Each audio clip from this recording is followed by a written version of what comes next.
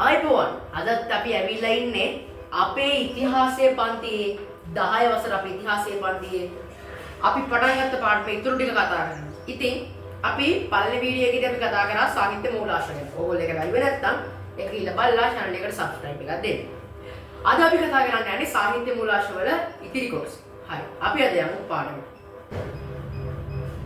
හරි. අපි අද කතා කරේ සාහිත්‍ය මූලාශ්‍ර ගැන. සාහිත්‍ය මූලාශ්‍ර ගැන කතා කරනකොට අපි ඉස්සල්ලාම කතා කරේ ශ්‍රී ලංකාවේ ඉතිහාසය ගැන මුලින්ම ලියවුණු ග්‍රන්ථය වන දීපවංශය ගැන. අපි දීපවංශය ගැන කතා කරාට පස්සේ අපි එතන කිව්වා දීපවංශයේ තිබ්බ පුනරුක්ති දෝෂ නිවැරදි කරලා මොකක් හරි අපි කිව්වා මෙන්න මේම ග්‍රන්ථයක් රචනා වුණා. ඒකට අපි කිව්වා මහා වංශය කියලා. ඉතින් අපි අද අවසානට කතා කරේ මහා වංශය කියන්නේ මොකක්ද කියලා. මහා වංශය කොටස් කිහිපයකින් යුක්ත වෙනවා. එතකොට මේ මහා වංශයේ මුල් කොටස රචනා කරන ලද්දේ අනුරාධපුර දික්සනසෙනවියා පිරිවෙනේ විසූ මහා නාම හාමුදුරුවෝ විසින්. එතකොට මේ දීපවංශය මේ මහා වංශය දීපවංශය වගේම බුදුන් වහන්සේගේ පළමු ලංකාගමනේ ඉඳන් මහසෙන් රාජ්‍ය සමය අවසානය දක්වා තොරතුරු මේ මහා වංශය ඇතුළත් වෙනවා. මේ මහා වංශය රචනා කරපු කාලයක් ඉස්සර අපිට දක්වලා තියෙන්නේ පොතේ ක්‍රිස්තු වර්ෂ 5 වන හෝ 6 වන සියවස් තුල. ඒක කියන්නේ ක්‍රිස්තු වර්ෂ 5 වන හෝ 6 වන සියවස් ඇතුළත තමයි මේ මහා වංශය අපිට කුඩියේ රචනා වෙලා තියෙන්නේ. එතකොට මේ මහා වංශය රචනා කරන්න පාදක කරගත් කෘති වලට අපිට උදාහරණ ලෙස ගන්න පුළුවන් සිංහල අට කතා මහා වංශය, උත්තර විහාරට්ට කතා, විනයට්ට කතා සහ දීප වංශය. හරි. අපි එදා එතන ගන්න නැවතුණා. දැන් අද අපි කරන්න යන්නේ එතනින් එහාට මේ මහා වංශයේ ලක්ෂණ මොනවද කියලා කතා කරන එක. හරි. අපි දැන් යමු මහා වංශයේ ලක්ෂණ කතා කරමු. හරි. අපි දැන් කතා කරේ මහා වංශය කියන්නේ මොකක්ද කියලා. හරි. දැන් අපි කතා කරන්න යන්නේ මහා වංශයේ ලක්ෂණ. මහා වංශයේ ලක්ෂණ ගත්තොත් මේ මහා නාම හිමි විසින් මේ මුල් කොටස රචනා කරාට පස්සේ විවිධ කතුවරුන් වරින් වර ඒ කාල පිළිබඳව මේ මහා වංශය රචනා කරලා තියෙනවා. ඒ හින්දා අපි කියනවා මහා වංශයට අඛණ්ඩ ලිඛිත ඉතිහාසයක් තියෙනවා කියලා. මොකද්ද? මහා වංශයට අඛණ්ඩ ලිඛිත ඉතිහාසයක් තියෙනවා කියලා. එතකොට රටක මෙහෙම ගත්තාම රටක ඉතිහාසය ගැන ලියවිලා තියෙන සාමාන්‍ය සාහිත්‍ය ග්‍රන්ථ ගොඩක් අඩුයි. ඒ හින්දා ශ්‍රී ලංකාව වශයෙන් අපි ගොඩක් ආඩම්බරයටපත් වෙන්න ඕනේ මේ වගේ අඛණ්ඩ ලිඛිත ඉතිහාසයක් තියෙන කෘති ලංකාවේ තියෙනවා කියලා. ඊළඟට දැන් මේ මහා වංශයේ තියෙන ගොඩක් තොරතුරු අපිට විවිධ මූලාශ්‍ර මගින් අපිට තහවුරු කරගන්න පුළුවන්. දැන් මහා වංශය කතා කරලා දිනවනේ මහා වංශය තියෙනවා දුඩුගැමුණු රජතුමා විසින් දුඩුගැමුණු රජතුමා විසින් රුවන්වැලි සෑය හදලා තියෙනවා. එතකොට මේ මහා වංශයේ තියෙන දේ අපිට රුවන්වැලි සෑයට අපි තහවුරු කරගන්න පුළුවන් මෙහෙම එකක් තියෙනවා කියලා. එතකොට අපි ඒකින්ද මහා වංශ ලක්ෂණයක් වශයෙන් අපි කියනවා වෙනත් මූලාශ්‍ර මගින් තහවුරු කරගන්න හැකි වීම. ඊළඟට මහා වංශයේ මුල් කොටස රචනා වෙලා ශතවර්ෂ 4කට පමණ පසු මේ පාලියෙන් තිබ්බ මහා වංශයේ ඇතම් තොරතුරු අර්ථ විවරණය කරලා මහා වංශ ටීකාව සම්පාදනය කරා. මේ මහා වංශ ටීකාවට අපි කියනවා වංසත්තප්ප කාසිනී කියලා. මොකද වංසත්තප්ප කාසිනී. හරිද? ඕගොල්ලන්ට ඒකත් විතර දක්වලා තියෙනවා. ඕගොල්ලෝ අවශ්‍ය ඒවා ෂෝට් ඩොට් ගන්න. හරි. දැන් අපි මහා වංශ ලක්ෂණ ගැන කතා කරමු. ඊළඟට අපි කතා කරන්න යන්නේ මෙරට ඉතිහාසයේ අනුරාධපුර රාජ සමයේ ඉඳන් මහනුවර රාජ සමය වෙනකන් තිබ්බ සාහිත්‍ය ග්‍රන්ථ ගැන. හරි. අපි මේ ග්‍රන්ථ ගැන වෙනම කතා කරමු. හරි. අපි ඊළඟට දැන් කතා කරන්න යන්නේ මෙරට ඓතිහාසික යුගය පිළිබඳ ලියවිලා තියෙන සාහිත්‍ය ග්‍රන්ථ ගැන. මෙරට ඉතිහාසයේ අනුරාධපුර යුගයේ සිට මහනුවර රාජ සමය දක්වා කාල පරිච්ඡේදය තුල දේශීය සාහිත්‍ය කෘති ලෙස දැක්විය හැකි ග්‍රන්ථ රාශියක් රචනා වෙලා තියෙනවා. එතකොට ධර්ම ග්‍රන්ථ ලෙස සඳහන් කරන්න පුළුවන් ග්‍රන්ථ තමයි මේ මම කතා කියන්නේ. මොනවද? බෝධි වංශය, ථූප වංශය, ධාතු වංශය, පූජාවලිය, සද්ධර්ම ලංකාරය වැනි කෘති රටට ශිෂ්ටාචාර තමයි ඉතිහාසය ගැන හැදෑරීමට අපට වැදගත් වෙනවා. මොකද්ද? රජරට ශිෂ්ටාචාර සමයේ ඉතිහාසය පිළිබඳ හැදෑරීමට ධර්ම ග්‍රන්ථ ලෙස රචනා කරලා තියෙන ග්‍රන්ථ රාශියක් පවතී. හරි. දැන් අපි කතා කරමු මොනවද කතා කරේ?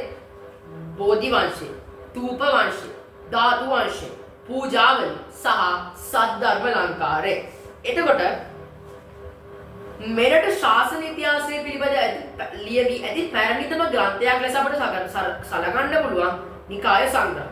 එතකොට දේශපාලන තොරතුරු ඇතුළත් රාජාවලිය අපට ගම්පොළ රාජ්‍ය සමයේ ඉඳන් කෝට්ටේ රාජ්‍ය සමය වෙනකන් කාලය අතරතුර සිදු වුණු තොරතුරු ගැන අපිට කතා කරන්න පුළුවන්. එතකොට කෝට්ටේ රාජ්‍ය සමයේ ඉඳන් මහනුවර රාජ්‍ය සමය වෙනකන් අපිට ඉතිහාසයේ ගැන තොරතුරු දක්වා ගැනීමට සංදේශ කාව්‍ය, ප්‍රශස්ති කාව්‍ය, හටන් කාව්‍ය ආදී දක්වන්න පුළුවන්. හරි, අපි සංදේශ කාව්‍ය ගැන කතා කරොත් මෛර සංදේශය, තිසර සංදේශය, සැලලිහිණි සංදේශය මොනවද? ප්‍රශස්ති සංදේශ කාව්‍ය, මෛර සංදේශය, තිසර සංදේශය සහ සැලලිහිණි සංදේශය. ප්‍රශස්ති කාව්‍ය ගත්තොත් පැරගුම්බා සිරිත. හටන් කාව්‍ය ගත්තොත් සීතාවක හටන, කොස්තන්තිනු හටන සහ ඉංග්‍රීසි හටන. එතකොට මේ ශ්‍රී ලංකාවේ දැන් අපේ විවිධ කෘති තිබ්බනේ. ඒ කෘති රචනා වෙනකොට ඒ කතුවරු විසින් ඒ කෘති රචනා කළා. අනුරාධපුරේ ඉඳන් කෝට්ටේ දක්වා මම කලින් කියපු කෘති රචනා කරලා තියෙනවා.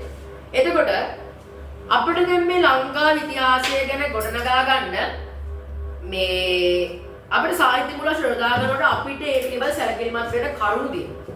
හරි. අපි දැන් බලන්න යන්නේ ඒ කරුණු ගැන. හරි. අපි දැන් කතා කරමු ඒ කරුණු ගැන. හරි. අපි දැන් කතා කරන්න යන්නේ සාහිත්‍ය මූලාශ්‍ර යොදා ගැනීමේදී සැලකිලිමත් විය යුතු කරුණු. මොකද අපි සාහිත්‍ය මූලාශ්‍ර ඉතිහාසය පුරනගා ගන්නකොට අපි දැනගෙන ඉන්න ඕනේ මේ සාහිත්‍ය මූලාශ්‍ර යොදා ගන්නකොට අපි ඒක කොහොමද යොදාගන්නේ? ඒක යොදා ගන්නකොට ඒකේ අපි නිර්වද්‍යතාවය එහෙම නැත්නම් ඒක නිවැරදිව තහවුරු කරගන්න ඕනේ.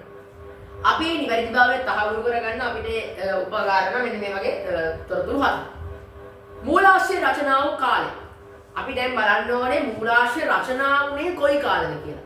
දැන් මහා වංශයේ රචනා වුණේ මෙන්න මේ කාලෙ කිව්වහම ඒ කාලේ මුළු සීතිනේ මේ ලියලා තියෙන්නේ. එතකොට අපි ඒ පිළිබඳව සැලකිලිමත් වෙන්න ඕනේ. මූලාශ්‍රයේ කතුවරේ. මූලාශ්‍රය කවුද ලියුවේ? ඒ ලියපු කෙනා කොහොම වගේ කෙනෙක්ද කියලා අපි දැනගන්න ඕනේ. දැන් ජනප්‍රිය මතවාදයක් පවතිනවා මොකද මහා වංශයේ ලියපු කතුවරයා. එහෙම නැත්නම් දික්සඳ සෙනවියා පිරිවෙනේ විසූ මහා නාම හිමියන් දුටුගැමුණු රජතුමන් සමග අමනාප බවක් තිබ්බා කියන්නේ. ඒ හින්දා මහා වංශයේ ඇතැම් තොරතුරු සඳහන්ලා තියෙනවා එලාර රජතුමා වීරයා වෙලා දුටුගැමුණු රජතුමා දුෂ්ටයා වෙලා ඒ දෙන්න සටන් කරා කියලා. හැබැයි ඒකේ අනිත් පැත්ත තමයි සත්‍ය සිදුවීම වෙලා තියෙන්නේ. ඊළඟට කතුවරයාගේ අරමුණ. දැන් මේ කෘතිය මොකටද ලියුවේ? ඒකේ අරමුණ මොකක්ද? අපි ඒක ගැන දැනගෙන ඉන්න ඕන. ඒකෙන් තමයි අපි සාහිත්‍ය මූලාශ්‍ර දාගන්නකොට ඒ කතුවරයාගේ ඒ පොතේ ලියන්න උන අරමුණ. මේ පොත මොකටද ලියුවේ? ඒක ගැන අපි විශේෂයෙන් සැලකිලිමත් වෙනවා. ඊළඟට මේ මූලාශ්‍රයට කරුණු සපයාගත් ආකාරය. හරි. මූලාශ්‍රයට කරුණු සපයාගත් ආකාරය ගැන අපි කතා කරනකොට අපි ඒක අනිවාර්යෙන් බලන්න. මොකද ඒ මූලාශ්‍රය ලියුවේ ඇයි? ඒ මූලාශ්‍රයට කරුණු සඳහන් කරගත්තේ කොහොමද? අන්න අපි සාමාන්‍යයෙන් මොකද ඉස්කෝලේ මොකද ප්‍රොජෙක්ට් එකක් කරනකොට ඒ ප්‍රොජෙක්ට් එක කරනකොට අපි ප්‍රොජෙක්ට් එකට විවිධ කරුණු අපි සයිට්ස් වලින් පොත්පත් කියවලා අපි ඒ කරුණු ගන්න. ඒ වගේම තමයි මේ මූලාශ්‍රයට කරුණු පුරා විද්‍යාත්මක මූලාශ්‍ර වලින් ගන්නත් පුළුවන්. එතකොට කතුවරයා දැනගෙන ලියන්නත් පුළුවන්. අපි ඒ වගේ තමයි මේ සාහිත්‍ය මූලාශ්‍ර දාගන්න සැලකිලිමත් වීම කරනවා තමයි මූලාශ්‍රයට කරුණු සපයාගත් ආකාරය. හරි. අපි කරුණු හතරක් කතා කරා. සාහිත්‍ය මූලාශ්‍ර දාගැනීමේදී සැලකිලිමත් විය යුතු කරුණු මූලාශ්‍රයේ රචනා වූ කාලය, මූලාශ්‍රයේ කතුවරයාගේ අරමුණු සහ මූලාශ්‍රයට කරුණු සපයාගත් ආකාරය. හරි. අපි සාහිත්‍ය මූලාශ්‍ර දැන් ඉවරයි. සාහිත්‍ය මූලාශ්‍රයේ දේශීය මූලාශ්‍ර කොටස අපි ඉවරයි. ඊළඟට කතා කරන්න යන්නේ විදේශීය සාහිත්‍ය මූලාශ්‍ර. අපි දැන් විදේශීය සාහිත්‍ය මූලාශ්‍ර ගැන කතා කරන්න කලින් මේක ආයෙසරයක් රීකැප් එකක් දාගමු. සාහිත්‍ය මූලාශ්‍ර රචනාව කාලයේ මේ මූලාශ්‍ර රචනාව කාලයේ මූලාශ්‍ර කතුවරයාගේ අරමුණු මූලාශ්‍ර කරුණු සපයාගත් ආකාරය. දැන් අපි කතා කරන්න යන්නේ විදේශීය මූලාශ්‍ර. අපි දැන් විදේශීය මූලාශ්‍ර ගැන කතා කරමු. හරි. අපි විදේශීය සාහිත්‍ය මූලාශ්‍ර ගත්තොත් ලංකාව පිළිබඳ මූලාශ්‍ර රචනා කරපු කතුවරු අතරින් ඒ කතුවරු දැන් අපි විදේශීය මූලාශ්‍ර ලියපු කතුවරු අපි ප්‍රධාන කොටස් දෙකකට වෙනවා. ඒ මොනවද? ලංකාවට ඇවිල්ලා ලංකාව පිළිබඳ අධ්‍යයනය කළා කෘති රචනා කරපු කතුව. තව ලංකාවට නොපැමිණ ලංකා පිළිබඳ අසා දැනගැනීමෙන් කෘති රචනා කරපු සාහිත්‍ය රචනා කරපු කෘති. හරි ලංකාවට පැමිණි ලේඛකයන් විසින් රචනා කරපු කෘති මොනවාද? චීන මූලාශ්‍රයක් තියෙනවා. චීන මූලාශ්‍රය තමයි පාහියන් හිමියන්ගේ දේශාටන වාර්තා. අරාබි මූලාශ්‍රය තමයි ඉබන් බතුතාගේ දේශාටන වාර්තා. පෘතුගීසි මූලාශ්‍රය තමයි රිබෙයිරෝගේ ලංකාගමනය. ලන්දේසි මූලාශ්‍රය තමයි ෆිලිප්පස් බැල්ඩියස්ගේ ලංකා පුරාවෘත්තය. එතකොට ඉංග්‍රීසි මූලාශ්‍රය තමයි රොබර්ට් නොක්ස්ගේ එදා හෙළිදිරි. ලංකාවට නොපැමිණි ලේඛකයින්ගේ කෘති ගත්තොත් ග්‍රීක මූලාශ්‍ර වශයෙන් ඇරිස්ටෝටල්ගේ ඩින්ඩු කෘතිය, මෙගස්තිනිස්ගේ ඉන්ඩිකා කෘතිය සහ ඔනෙක්‍රිස්ටින්ගේ වාර්තා කෘති. රෝම මූලාශ්‍ර ගත්තොත් ටොලමිගේ භූගෝල ශාස්ත්‍ර ප්‍රවේශය හා එයාගේ ලංකා සිතිය. චීන මූලාශ්‍රය ගත්තොත් හියුම් සෑන් භික්ෂුවගේ දේශාටන වාර්තා. මොකද්ද? හියුම් සියන් භික්ෂුවගේ දේශාටන වාර්තා. පෘතුගීසි මූලාශ්‍රය ගත්තොත් ෆර්නාඩ් ඕ කරවෝස් පියතුමාගේ ලංකාව පිළිබඳ ගන්න. හරි. අපි දැන් විදේශීය සාහිත්‍ය මූලාශ්‍රත් ඉවරයි.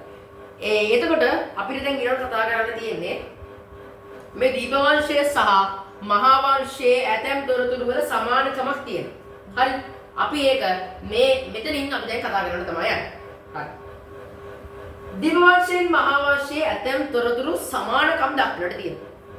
ඊට හේතුව තමයි මේ පොත් දෙකම රචනා කිරීමට භාවිතා කරලා තියෙන්නේ එකම මූලාශ්‍රය. අර මම කලින් කිව්වේ මහා වංශයේ ලියන්න පාදක කරගත්ත මොනවාද මූලාශ්‍ර මොනවාද?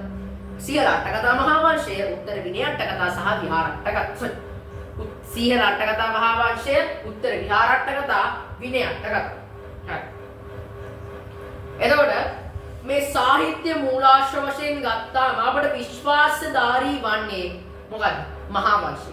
ඒකට හේතුව වෙන්නේ මේ මහා වංශයේ තියෙන ගොඩාක් තොරතුරු අපිට පුරාවිද්‍යාත්මක මූලාශ්‍ර වලින් රචනා කරගන්න පුළුවන්.